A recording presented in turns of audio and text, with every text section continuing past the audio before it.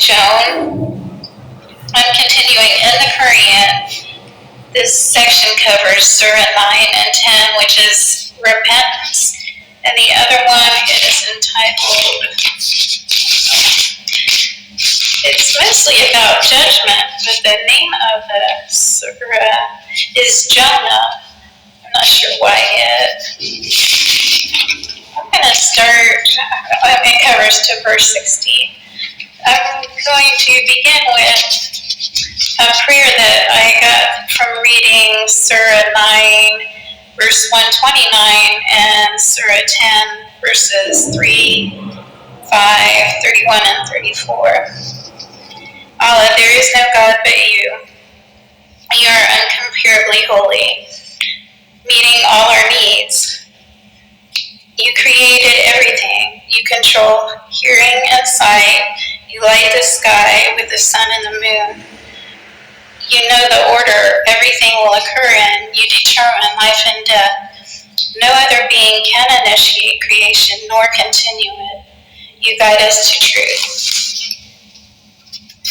So, it starts this section, I'm just going to go to what I thought made sense with order.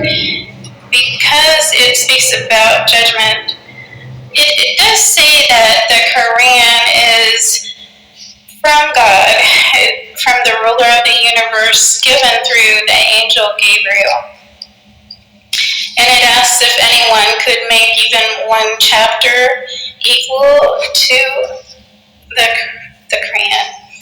Then it talks about Judgment Day, how each soul will be judged. That's in Surah 10, verse 54.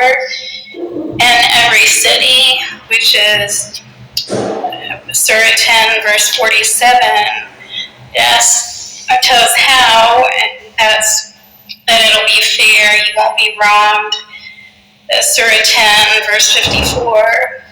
I tried to guess when that might be, and it spoke of a holiday called Sura, which is the first calendar month of Islam. The reason, and that would be July 27th and 28th this year. The reason is that on that day Moses was saved, but Hussein, who made the Shia faith, was beheaded, and also his relatives and friends died. So that's a day of mourning. It goes on to say that the judgment day can't be postponed or rushed in verse 49. And if you're accused of lies, that you should point out your deeds. That sin is not from the devil, it's from you because we're given choices. That's in verse 44. That we'll be given advice and healing from Allah. I was wondering if that would be through an imam. That's in verse 57. It talks about the guilty, that they'll never prosper, in verse 17. And then it says that your face will reflect to other people your deeds, gloom or shame.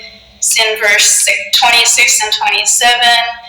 And that Allah witnesses when you worship. That's in verse 29. And notice that usually people turn to Allah in prayer when there's adversity. That's verse 12. And the last point, so that when it's revealed, will we believe it? That's verse 51. The first verse in verse 10, Surah 10, verse 1, says that Allah's name is Alif Lam Ra, and I wonder why it kept changing. I know that there's different names, what God is, what his attributes are.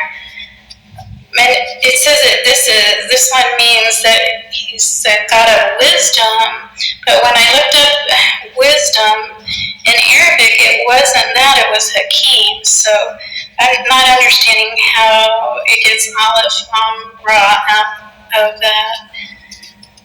But the first I wanted to end on is that Allah invites us to a home of peace and guides us to a straight path.